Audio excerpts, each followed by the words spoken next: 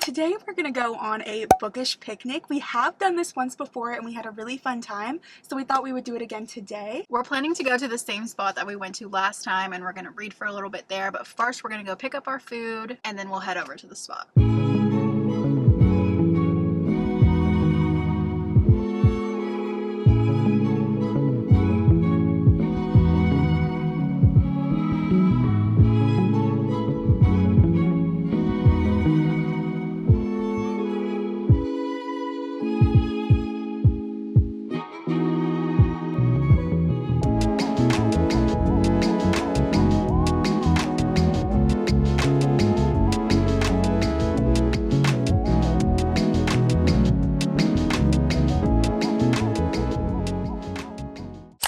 Sushi from one of our favorite sushi spots, so we're gonna have that for lunch. We also brought our current reads. So I'm gonna be reading If We Were Villains by Elmo Rio. I just recently started this, I think last night, and I am loving it, so I can't wait to read more. This is one that I have been wanting to read for years, so I'm hoping that I love it. I'm having a good time with it so far though. Right now, I'm about to finish The Love Wager by Lynn Painter. It's going really good so far. It's the perfect kind of fluffy rom-com that I needed right now, but I'm almost done with it, so I did bring a second book. So when I finish that, I'm gonna start A Fate Inked in Blood by Danielle L. Jensen. I'm really excited about this because I've never read anything from this author. I know you loved the Bridge Kingdom series, so I'm hoping that this is gonna be an author that I absolutely love. So since we just got here, we're gonna eat for a little bit and then we'll start reading, and then in a little bit we will update you guys. It is so cute out here though. It's kind of windy. We thought it was gonna be really hot. It's a pretty overcast day though, so the vibes are great. We'll show you guys some clips of our scenery and we will start reading.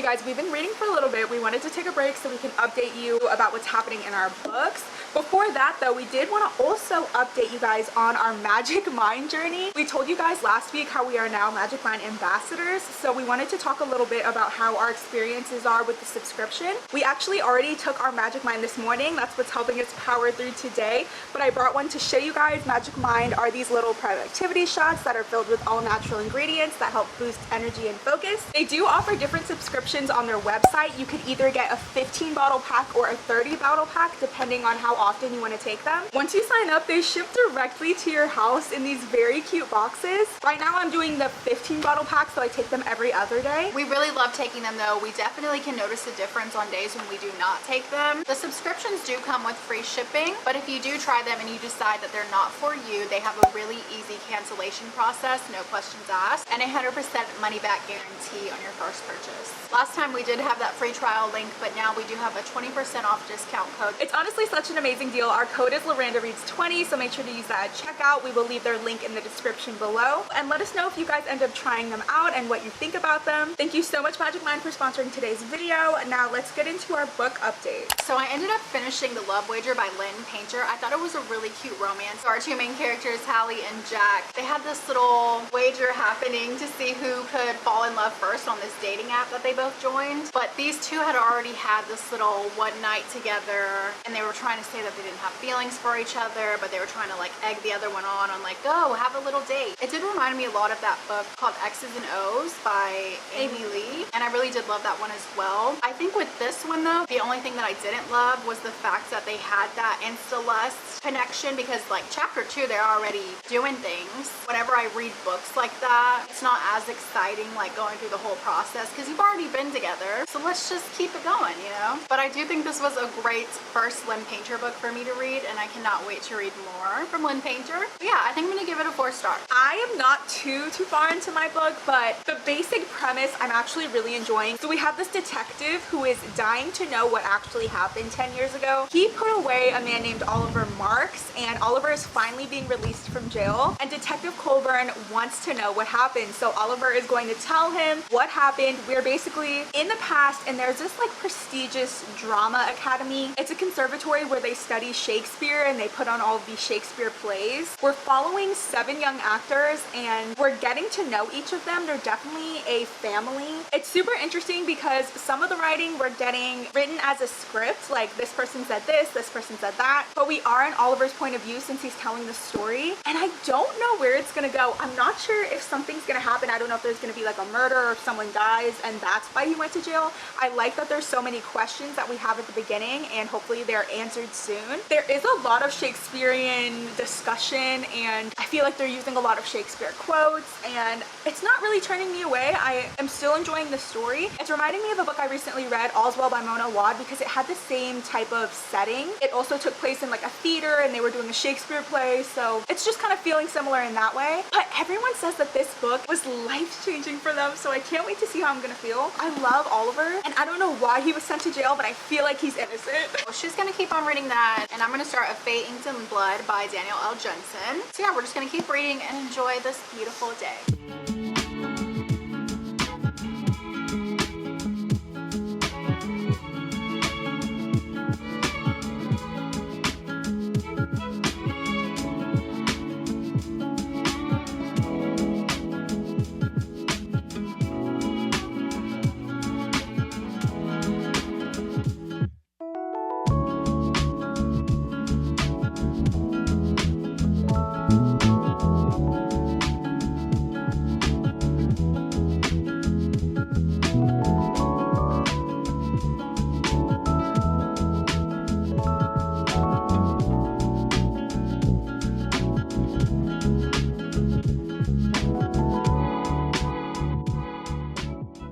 Read a little bit more now. I like it, but I'm scared because I know when I'm about to try and explain it to y'all, it's not gonna come out the way that it's giving. Basically, we're following Freya, and right off the bat, we see that she's in this marriage that she doesn't want to be in, and she's like gutting fish and everything, and she wants to be a warrior. One day that happens because her husband ends up throwing her under the bus to this Jarl who is like the head Viking. So the Jarl has come to see Freya, and he is demanding that she fights his son. In doing that, she exposes her secret that she actually has a drop of a god's blood, which does make her a shield maiden with magic capable of repelling any attack. So Jarl sees that she has this power, and now he wants her to be his wife, because there's this whole thing that whoever is gonna be wife that person, they're gonna like save the town, but then that person is also gonna be like the king. So he's just doing this because he wants to be the king. This man already has a whole wife. So Jarl wants to marry her because he wants to be the king, but also because it's said that she will like heal their home, but also with coming healing means that there's gonna be an attack eventually. Oh geez. Yes, so there's that, but then also Jarl has appointed his son, Jorn, to take care of Freya and make sure that nothing bad happens to her, but now she's feeling things for him and he's all hot, and I love it. yeah, so it's really cute. I do think that the political side of it all and like the whole fantasy side is kind of a lot for me. Like I keep feeling like I have to go back and read what's happening just to make sure I'm really understanding what's happening. But I haven't read that many fantasies, so I think that makes sense for me, but I am enjoying it so far. It sounds good. I like it. I do want gonna read it soon. My book is still going exactly how I said it was going. We are getting more information about what's happening in the present. Oliver is now getting out of jail and he's meeting up with the detective. He's slowly starting to tell him what's happening. I have a feeling that we are not gonna know what's happened until the very end of this book. So I think I'm gonna be waiting a while, but they've made it clear though that in the present timeline, the 7 characters don't really talk to each other anymore, and they were such a unit back in the day. I'm wondering what happened to have made them no longer communicate. That actually makes me so sad. It's kind of like a found family that they had at school. So I'm just interested to see how it's all gonna play out. I can say I absolutely love all of the characters so far. Surprisingly, I am liking this theater school as a setting. I don't know if they actually have places that are like that, but I'm sure they do, and it sounds really interesting. Oliver is kind of explaining how it's more of a cult than anything, and they didn't realize that back in the day. But it's going good. I don't know if this is considered dark academia, but if it is, I am loving it. So you've been saying you wanted a good dark academia book. Maybe it'll be this one for you. Our books are going good so far though. We're gonna read just a little bit longer and then start packing up because the sun is starting to set and we don't want to be packing up in the dark. So we'll just be here for a little longer and then we'll go back home and catch up with you there.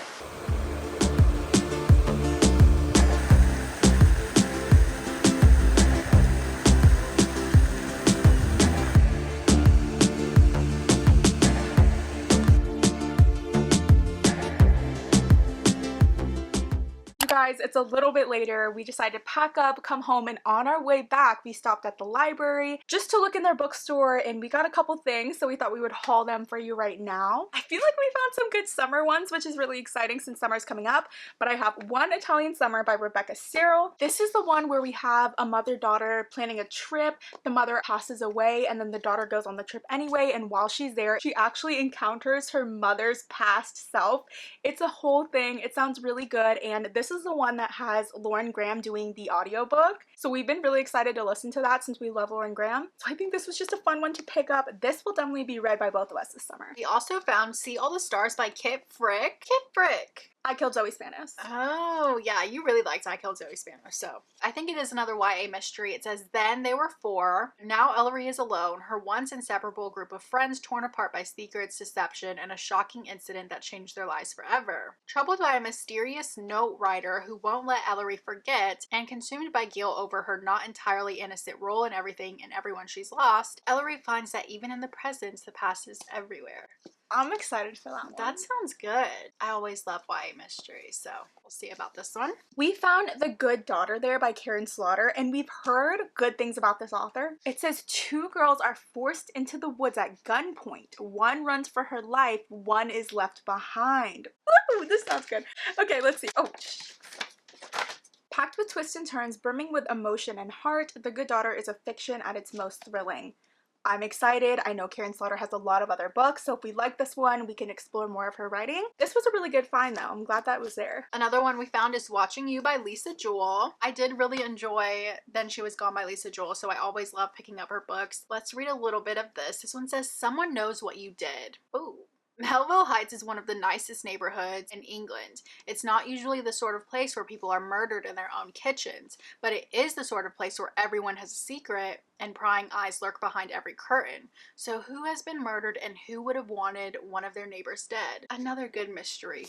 So a book that was really exciting to find is Archer's Voice by Mia Sheridan. Amanda loved this book. You read it, I feel like, at the very beginning when we first started reading. I've yet to read a book by this author, so I'm very interested. I know this one kind of sounds sad. I know it's like a small town romance and Archer cannot speak. I think he like forms a relationship with this girl in town. I always see a bunch of different Mia Sheridan books every time we go book shopping. I know she just came out with that new book that was like a dark romance. That one sounds pretty good too, so we'll see. We also found The Lifeboat Clique by Kathy Parks. This cover just looks really cute. It looks absolutely perfect for the summertime. They're going to need a bigger boat. Some people might say that Denver has a death wish. Why else would she dare to sneak into a Malibu beach party where she'd be surrounded by enemies, including her ex-BFF Abigail? Denver, you're crazy.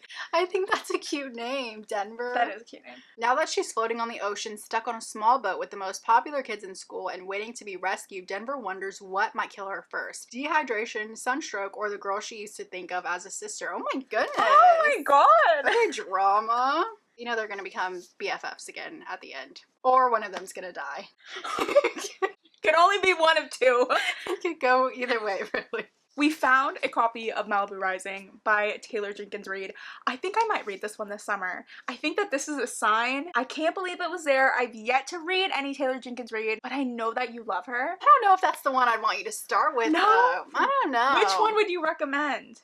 I don't know. But it is a good summer pick, I guess. Yeah, I think this would be like a good segue into her writing because I've heard a lot about Seven Husbands and Daisy Jones, and those don't really sound appealing to me, but maybe this one will like get me into her writing. This one says it's a story about one unforgettable night in the life of a family. The night they each have to choose what they will keep from the people who made them and what they will leave behind. Sounds good to me. And then I found this book and I knew immediately it was there for me. Can't Stop Thinking, it's called, by Nancy Kohler. How to let go of anxiety and free yourself from obsessive rumination. And I was like, I will take it, thank you very much. Listen to the back. Okay. Are you a chronic overthinker? Yes. Do you obsess to the point of feeling anxious, hopeless, angry, or stressed out? Yes. Have you ever tried to think your way out of it? Of one of these negative thought spirals only to fall deeper? For sure. Let's face it, trying to escape your thoughts or control them just doesn't work. How can you overcome addiction to thinking? I don't know, but we're gonna find out right here. I'm actually so excited for it. It says Nancy Kohler is a psychotherapist and a spiritual counselor, so I'm interested. Maybe this will get me into actual nonfiction other than just memoirs, but we'll see. Okay, so these are all of the books that we found at our little library. It was a good day. We got some reading done. We went and set up a beautiful picnic and we went book shopping. I mean, sounds like a perfect day to me. That's pretty much it for today's video though. Reminder again to join the book club if you haven't already. We are currently voting on what book we're gonna read for May, so that's really exciting. The link for that will be in the description, along with those Magic Mind links. So if you guys are interested, definitely check them out, use our code. Thank you guys so much for watching. Make sure to like and subscribe if you haven't already, and we will see you guys next time. Take it. What a man. That's so cute. He's bringing home dinner. For the whole village. Yeah. Bjorn. It's spelled B-J-O-R-N, but I think it's like Bjorn or Bjorn. That's fine. Jorn. Oh my god. I just call him BJ. BJ. No, I don't like that. Yeah. Now I'm thinking of, you know which one. Okay, so yeah, so he says to fight his son, Bjorn. Okay. And the daughter goes on the trip anyway, and while she's there in Greece, I believe. Is it Greece? Italy, maybe? I always see a bunch of different Mia Sheridan books every time we go book shopping. Croix. What? Croix. Denver never thought in a million years he'd ask her out. What? Oh, that's his name. Oh. Right? Yeah. Oh yeah, Croix. What? I don't know. Oh, okay. Maybe I'll read this and it'll solve all my problems and I won't need to be on anxiety medication. We'll see. I don't know. I think I'm an underthinker. Are you? Like, I don't think enough. And this is like, you think too much. We need to share a little bit for each other. Oh my god, his little feet.